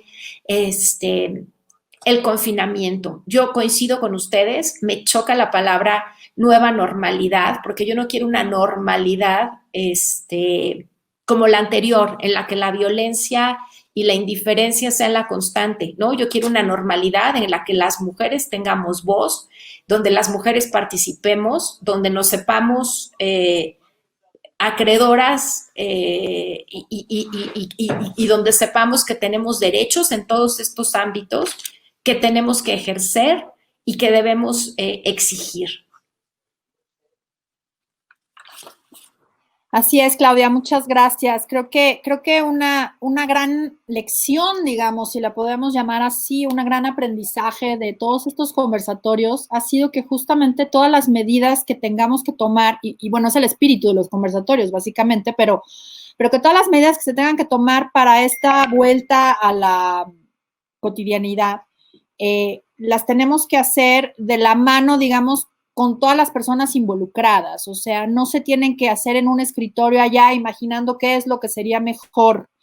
Y yo creo que para el tema de la vuelta al trabajo presencial, pues qué mejor que escuchar a las mujeres que estamos justo en esta, yo siempre digo que tenemos un pie en la casa y un pie en el trabajo, ¿no? Los hombres siguen con sus dos pies en el trabajo, muchos no porque quieran, sino porque en realidad, justo, y lo dijo Rebeca hace un rato, pues no solamente son las formas, digamos, de reproducir estereotipos en casa o en las familias, sino que las leyes se han diseñado desde ese punto de vista, y lo decías tú, Claudia, muy claramente, ¿no? Todas las normas se crean desde esta perspectiva androcéntrica. A mí siempre me ha parecido terrible que la Ley Federal del Trabajo tenga un capítulo específico para regular a la mujer trabajadora, como si fuéramos la excepción, la cosa rara, la loca que salió a trabajar. Digo, a ver, o sea, me parece que eso es algo que se tiene que reconceptualizar y entender que los hombres tienen responsabilidad también, y que también ensucian platos y que también tienen que pasar la aspiradora y limpiar el excusado y ir al súper y estar pensando cuáles son todos los pendientes, porque no solamente son cosas que hacer, existen datos, no los tengo en este momento, pero existen datos de la carga emocional que tienen las mujeres por estar pensando en todos los pendientes que se tienen, es ir a comprar la cartulina, cuándo hay que pagar, la siguiente hipoteca, ya hace falta azúcar, ¿no? Y todas estas pendientes y todas estas cargas, pues se van recargando, si se vale la repetición, en las mujeres. Y entonces creo que seremos, pues, muy buenas coaches para la determinación de este tipo de normas para regresar al trabajo, ¿no? El tema de autocuidados me parece fundamental. Y qué bueno que traías el tema de las masculinidades a la mesa, Claudia, porque me parece que es fundamental replantear esta forma de ser hombre. Lo dijiste perfecto. Son ellos los que salen primero por el rol de proveedor, ¿no? O sea, el que tiene que salir y salvar a la familia soy yo. Entonces, toda esta carga emocional que se impone a los hombres, pues también les está afectando. Y además no me debo cuidar porque voy a verme como débil si salgo con guantes y tapabocas, porque van a pensar, pues, que soy muy débil, ¿no? Con esta cosa del macho, ¿no? Entonces, tenemos que replantear un montón de cuestiones, un montón de cosas. Y el tema del regreso, hoy en la mañana tuvimos un foro de la UNESCO, en donde a mí me pareció fascinante que participaron personas de todos los países. A mí me tocó estar en una mesa con gente de la India, con gente de China, con gente de Colombia y me parece que era Reino Unido. Y todos coincidíamos en esto de, no es nueva normalidad, no podemos, la vuelta a la normalidad y la reapertura, poner el énfasis en el negocio y no en las personas. Tenemos que poner el énfasis en las personas, en su salud, en su bienestar, en ellas, no en el negocio y en el billete y en el dinero, porque así no vamos a funcionar. Y hay que poner el énfasis también en el planeta. Me parece que es un tema que no había salido en los conversatorios de manera tan clara y hoy lo quiero nada más mencionar porque a mí me parece que también es fundamental, ¿no? El hecho de que no podemos regresar y esto tiene que ver con el tema de teletrabajo, ¿no? No podemos regresar otra vez a subirnos a nuestros coches y otra vez a irnos a atorar 1 hora y media todas las mañanas para ir a la oficina. Si ya vimos que esto funciona, pues empecemos a funcionar de otra forma para bajarle un poco, y luego nada más pongo el tema de la contaminación por los coches, ¿no? Pero yo creo que hay muchas cosas que podemos hacer y que podemos repensar y replantear. Bueno, creo que ya no nos queda mucho tiempo, entonces yo quisiera pedirles el tema de propuestas concretas. Ahorita ya Claudia nos daba algunas. Rebeca, propuestas, ¿qué hay que hacer de manera inmediata, pero también un poco pensando a mediano plazo, ¿no? Sí, yo creo que, o sea, retomo esto que tú ya retomabas, pero que Claudia puso sobre la mesa, los costos que tiene el machismo y esta sociedad tan desigual en el mundo y en nuestras sociedades es increíble.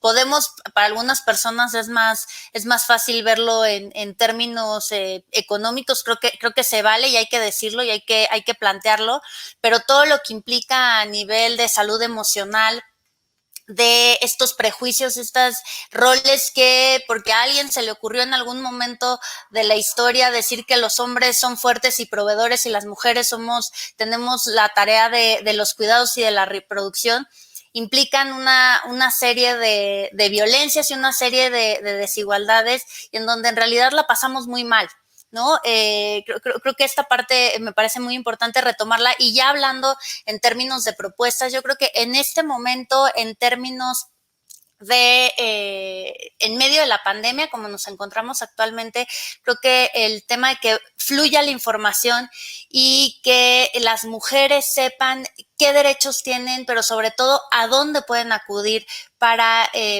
ser atendidas en un caso de un embarazo, de un parto, si requieren un aborto, que sepan a qué institución de salud pueden acudir y que estén seguras que ahí no van a tener un riesgo de contagio. Me parece fundamental en términos también de utilizar las tecnologías. Ahorita pienso un montón en términos de telemedicina, lo que comentaba hace unos momentos en cuestiones de abortos con medicamento, que no es necesario que las mujeres vayan al centro de salud si tienen una buena consejería y pueden acceder a esos medicamentos. Hay que hacerlo y es algo que se puede hacer ahora y que se tiene que hacer ahora. En términos del trabajo y del acceso a mínimos, ingresos mínimos, me parece que es fundamental que se garantice para aquellas personas que están perdiendo los ingresos, que tengan por lo menos un mínimo para poder subsistir. Eso es algo que urge y que se tiene que garantizar. Hay varios programas, yo sé, por ejemplo, aquí en la Ciudad de México y a nivel nacional existen ciertos programas, pero pues esto tiene que ser como mucho más universal y llegar a las personas que están requiriendo de estos, no lo quiero llamar apoyos, es una cosa como muy básica y de derechos básicos que se tendrían que garantizar. Y viéndolo un poquito a mediano o a largo plazo, creo que algo que hemos comentado durante estas casi 2 horas de charla ha sido como el derecho, y Claudia lo decía perfecto, ha sido diseñado y legislado desde la mente de los hombres. Hay algunos casos como la Constitución de Ciudad de México en donde hubo mujeres y mujeres con perspectiva de género, como ya lo decía muy bien Claudia, pero tenemos que revisar y hay leyes y hay normativas que claramente son discriminatorias y que si lo vemos en términos de dificultad política, es algo muy fácil, nada más se requiere de voluntad de quienes están ahorita como legisladoras y legisladoras. Pienso en todo este tema de la regulación laboral, este capítulo que ya comentabas, Gera, de las mujeres trabajadoras. Hay que quitarnos estos prejuicios, hay que quitar de las leyes estos prejuicios y reformar las leyes en materia de acceso a estancias infantiles, pero también a licencias parentales, de paternidad, de maternidad, ver también en términos de derecho a la salud, hay un gran pendiente en términos de la legislación de aborto, si hablamos de salud reproductiva en el país. Se han presentado varias iniciativas en los estados, afortunadamente Oaxaca pasó el año pasado, pero este año Guanajuato, en Quintana Roo está pendiente, pues que las legisladoras y los legisladoras se pongan las pilas y quiten por lo menos estos obstáculos que implican para las mujeres el acceso a servicios de salud reproductiva, como puede ser la interrupción de un embarazo. Eso desde la parte normativa, pero ya en el diseño y en la implementación de política pública, yo retomo lo que Gera ya decía, no puede hacerse únicamente desde un escritorio de una instancia del sector público, ¿no? Hay que ir con las personas que están requiriendo, que son las destinatarias directas de estas políticas, y en términos de trabajo, pues flexibilizar y ver de qué manera podemos ser sí más efectivos y cumplir con la labor y con los compromisos laborales, pero cuidando a la persona, porque el capital humano es fundamental en una empresa, en un centro de trabajo, y a veces parece que se nos olvida. Entonces yo creo que aprovechemos todas las experiencias y los aprendizajes que pues de manera muy dolorosa en algunos casos hemos tenido a consecuencia de la pandemia por COVID-19, para no regresar a estas, pues esa normalidad de tanta desigualdad y de discriminación que acaba siendo un obstáculo para el ejercicio de ciertos derechos, como es el derecho a la salud, el derecho al trabajo, el derecho a la seguridad social. Yo terminaría aquí y la verdad es que ha sido un verdadero placer compartir este momento contigo, Gera, y con Claudia, que me dio muchísimo gusto conocerte, y bueno, estamos a la orden para seguir discutiendo y llevando propuestas para mejorar esto. Muchas gracias. Antes de darte la palabra, Claudia, quiero recordarle a las personas que nos están acompañando, si quieren hacer alguna pregunta, para tomarlas al final y con eso concluir el conversatorio. Tenemos ya un par por aquí, pero pues les recuerdo que pueden dejarnos alguna pregunta. Claudia. Bueno, pues yo también, muchísimas gracias, Rebeca, un gustazo conocerte y coincidir, y Gera, de nuevo, gracias por la invitación y felicidades por este trabajo que estás haciendo con los conversatorios. A ver, yo destacaría 3 o 4 cosas. 1, acciones concretas. Creo que tenemos que ejercer hoy más que nunca nuestro derecho a la información, usando la tecnología, aquí sí usando la tecnología y sin tecnología. Hay que ejercer el derecho a la información para tener datos reales y desagregados de qué se está viviendo en la pandemia, cuántas mujeres, cuántos hombres, de dónde, qué días. O sea, de verdad, más que nunca se ha vuelto prioritario nuestro derecho a la información. No puedo dejar de mencionar que específicamente respecto a las mujeres y respecto a la violencia y los feminicidios en México, se ha impulsado la iniciativa y este grupo de mujeres que hablan y hablamos, porque yo me he sumado, a nosotras tenemos otros datos. Para poder cambiar una realidad, tenemos que saber en dónde estamos paradas, y no podemos saber en dónde estamos paradas si no tenemos datos. No hay forma de cambiar una realidad sin datos reales, y si queremos construir una realidad diferente cuando acabe el confinamiento. Tenemos que tener los datos hoy para saber qué es lo que hay que modificar. Necesitamos información real sobre todo lo que hemos hablado. Necesitamos transparencia sobre los datos, y algo súper importante es que más que nunca tenemos que incidir, presionar y exigir que existan presupuestos con perspectiva de género y rendición de cuentas sobre la perspectiva de rendición de cuentas con perspectiva de género, rendición de cuentas sobre los programas que impactan los programas de instrumentación de género, y tener la certeza de que cada peso que se invierte desde en el sector público, que es dinero tuyo, mío y de toda la ciudadanía, porque ahí están nuestros impuestos y nuestra chamba, tener la certeza de que cada peso que se invierte en los programas para acabar con la brecha de género y con la brecha digital de género y con las muchas brechas que afectan a los grupos que viven marginalidad por su propia interseccionalidad, sepamos en dónde están, cuándo se ejercieron y cuáles fueron los resultados. Yo sí quiero que para la realidad que vamos a vivir, la transparencia y la rendición de cuentas sean la constante y no la excepción, por un lado. Dos, el acceso digital. Hoy más que nunca garantizar acceso digital es una forma de acabar con las brechas, ¿no? Los actores del gobierno y del sector privado tienen que desarrollar estrategias que incrementen el acceso a Internet de las comunidades y los grupos que están digitalmente excluidos o que tienen una conectividad limitada. En el corto plazo, hay acciones concretas que se deben tomar.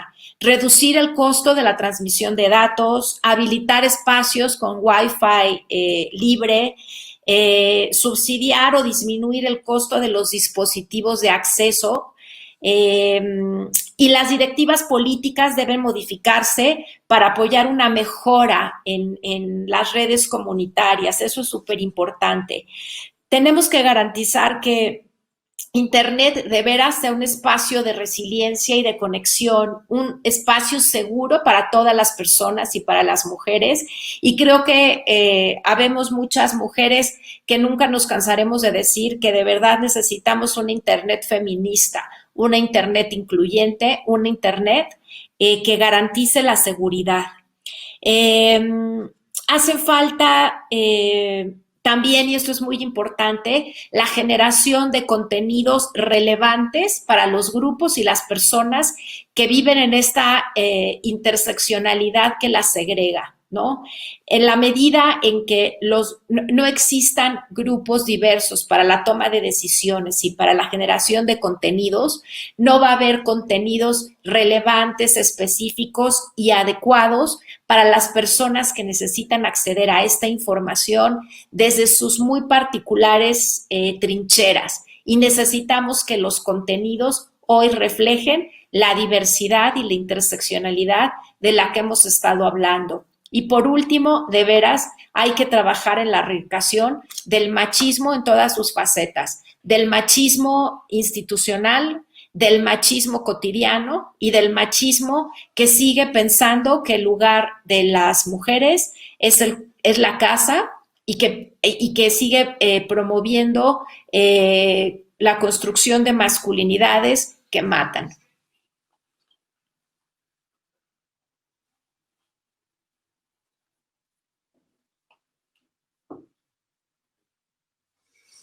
Sí, sí me ya.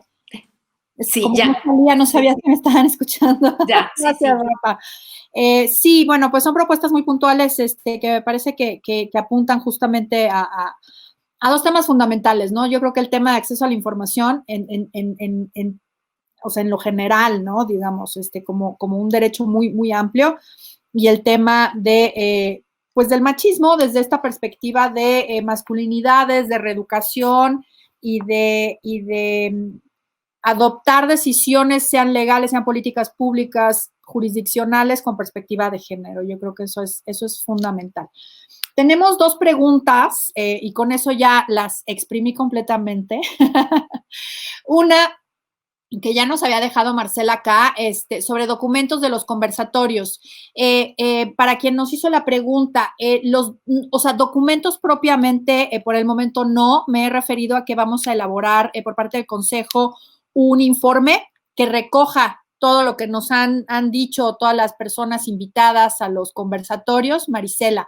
Y ese informe, por supuesto, lo haremos público en su momento, estamos trabajando en él, pero todos los conversatorios los encuentras en la página de Facebook, aquí donde estás viendo están todos los conversatorios, y si no, de todas maneras, en nuestro canal de YouTube, te metes a YouTube y pones COPRED, y ahí van a aparecer todos los conversatorios, entonces ahí pueden acceder a toda la información previamente, y cuando presentemos el informe, pues por supuesto que lo haremos público y estaremos avisándoles. Y la segunda es acerca de qué opinan lo que se ha dicho sobre que la familia es la institución de seguridad o de protección social más importante. Rebeca. Uy, justo ahorita que estaba escuchando a Claudia, estaba pensando en estas declaraciones que hoy se repitieron. Yo creo que hay que, justo la información y esta necesidad de transparencia y de tener datos sobre la realidad, pues nos dicen que no es cierto. Habrá familias muy amorosas en donde hay toda una red de contención, de cuidados, de amor, y que es la realidad para algunas personas, pero lamentablemente en nuestro país las cifras de violencia intrafamiliar, física, psicológica, económica, sexual, son altísimas. Nosotras en Gire, por poner un ejemplo, la mayoría de los casos que acompañamos de negación a servicios de aborto por violación son de jóvenes, de niñas menores de 15, 17 años que fueron víctimas de violencia sexual en sus familias, ¿no? Y que entonces decir esto, la verdad es que está más cerca de un cuento que nos hemos venido diciendo durante muchos años y que justo ha perpetuado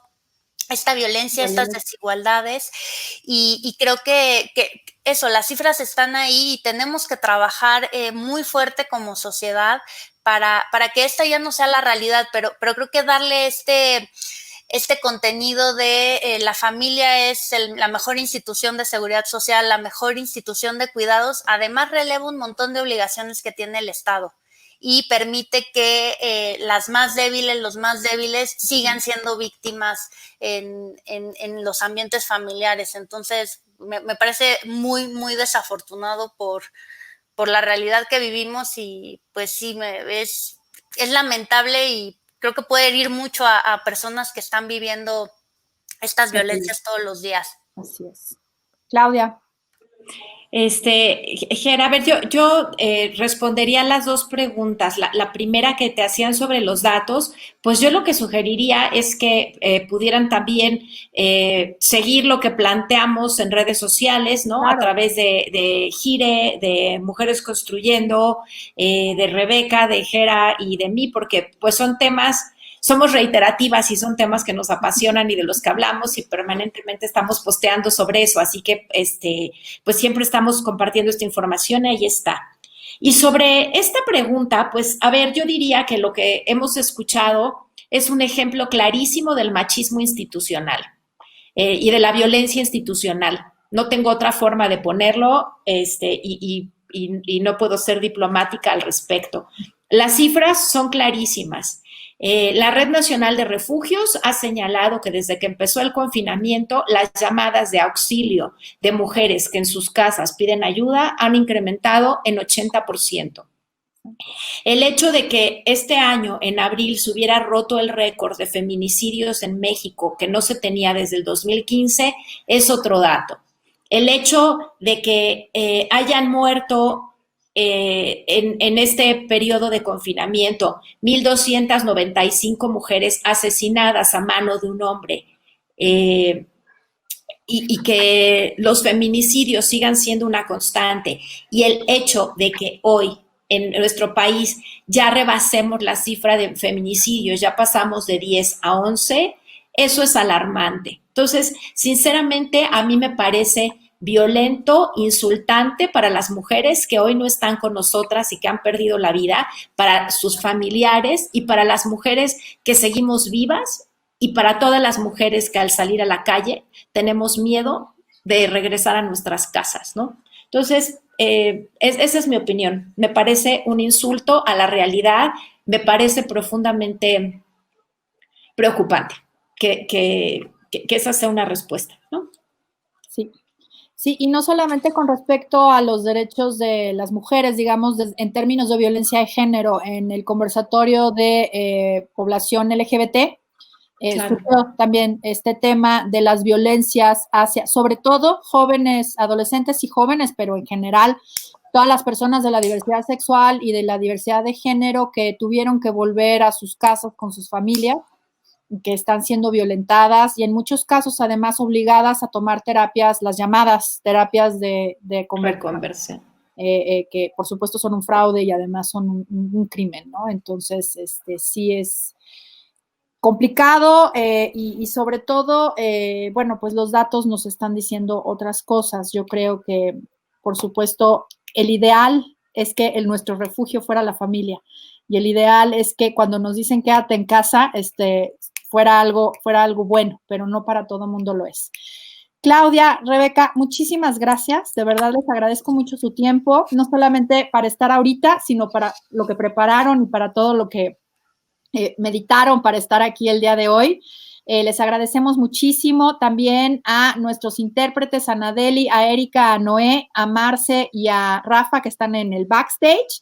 Y bueno, pues con esto concluimos este 12º conversatorio sobre los impactos diferenciados ante la COVID. Muchísimas gracias, cuídense, seguimos en semáforo rojo. Si pueden quedarse en casa, quédense en casa y que estén muy bien. Abrazos y besos. Gracias. Gracias.